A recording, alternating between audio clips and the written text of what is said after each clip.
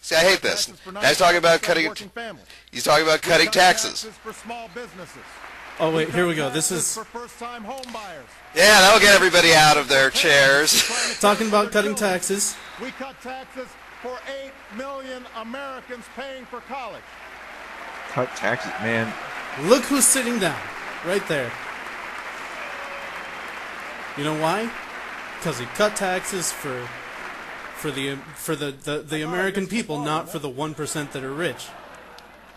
He's like, wait, I thought you guys would stand up. Fuck no.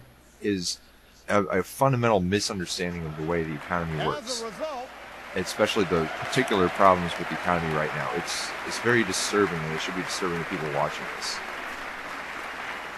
He's saying we did all that we can do. You know, we're trying as hard as we can. We did as much as possible, but that's just not true from any perspective. Not true. You know, he gets his weekly economic briefing from Larry Summers every week. Actually, maybe it's every day. I forget which it is. And you know, that's actually in either one event, of the it's too appeals often. of Obama is that he's always like, you know, he's got this whole sort of this is as good as it gets thing going for him in general, you know. And that's like the only thing the Democrats can offer. They're never like, let's try new solutions that will really solve the problems. You know, they're like, well, it's politics. What can we do? We just, you know, this is as good as it gets. It's better than the other guys. We want to do something transformative, but we know that that's not possible. So we'll try to do this like a incremental change, and end up not giving you anything. From the tax cuts, and you know, that just smells like bullshit to me. Is the Recovery Act. Because historically we know that's not true. You know, where do you think the minimum wage came from? It came from people who believed that they could make a political difference back when they used to shoot people who were striking with bullets, real bullets, not rubber, okay? And they enacted change. Now we're in an even better position to enact change, despite, you know, the recent Supreme Court ruling and the corporate control of the media and public dialogue. But we're still in a better position to actually make change, and I think that's why things seem so extremely on the other side right now, because I mean, the proverbial anthropomorphic they want us to think that it's not possible for us to change things, and it's a lie, because we can. And here he's just giving us a string of. All across America. I'm actually glad he's defending some of these provisions of the Stimulus Act, because you know, in economic fact, what would have been the thing that could have helped the economy, in addition to closing down the too big to fail banks and reenacting financial reform, was government spending on certain vital areas. Men and women who wake up with the anguish. Yeah, but Brendan, then he goes straight into, you know, first he defends having done that, and then he goes straight into the spending freeze.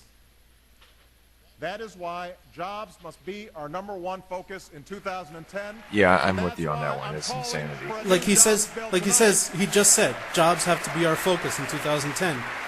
But what's his focus in right the before speech? The spending freeze in 2011. The spending freeze and the deficit.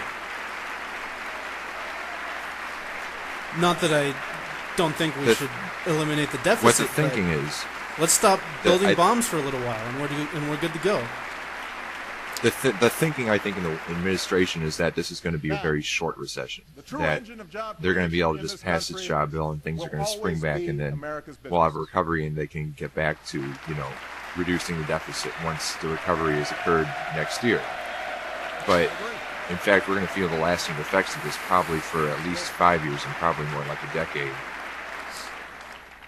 But government can create the conditions. Well, everybody's always saying that the fundamentals of our economy are strong, no matter who's, you know, in there from the left or the right. You know, they're always saying the same thing, that the fundamentals of our economy are strong. And what they're really saying when they say that is that we are not going to look at the deeper issues in our economy. I mean, that's basically what it translates to for me. We're not going to look at the base assumptions that our economy is founded on. We think that those are all totally okay. They're mostly lending to bigger companies. Yeah, I've vlogged about this many times, but as long as the minimum wage is so far from the actual cost of living, the basis of our economy is not strong. The basis of our economy is a system to divert wealth from the middle class to the rich and separate the country between rich and poor. He's talking about small businesses now, and this is definitely a point of hypocrisy, I think, because he just renominated a person to the Fed who could have, in his own power, made sure that a lot of the money being lent out was used to boost lending to small businesses and job creation. Unfortunately, Bernanke is very sort of a free market sort of monetarist guy. And you know, increasing loans to existing small businesses, you know, that's great. Although, I mean, I don't know if what we need is more debt in our small businesses now when things are tough economically, and that debt could be what puts them under in the end when nobody has a job and nobody can buy from these small businesses. But what we really need are more small businesses. You know, because just because a small business has access to credit doesn't mean that they can continue to hire new workers. What we need are more small businesses, because that's an immediate way to create a whole bunch of new jobs. From the first railroads to the interstate highway system, our nation has always been built to compete. There's no reason Europe or China should have the fastest trains or the new factories that manufacture clean energy products. Tomorrow I'll visit Tampa, Florida, where workers will soon break ground on a new high-speed railroad funded by the Recovery Act. There are projects like that all across See, I think this country this is like really useful stuff that he's talking about here. The question becomes, what kind of commitment are we going to make to this? Are we willing to divert money from like stupid things, like you know, the occupation of Afghanistan and whatever we call what we're doing in Iraq these days? Are we willing to divert funds from that to invest in these green technologies, in making the air we breathe cleaner, the water we drink cleaner, less full of toxic pollutants and stuff? And here, they want to encourage businesses to stay within our borders and slash the tax breaks for companies that ship our jobs overseas. Now, that sounds great, but, I mean, I don't know. Do you think that's going to happen? Do you see that happening anytime soon? The audience is reacting like it's the best thing since sliced bread, so I'm sure they'll go out tomorrow and pass just that. And now, I should point out, we're not watching this live or anything. This is the Sunday after this was broadcast. People are out of work. We're watching it on YouTube, actually. Yeah, we talked about doing the drinking game, right?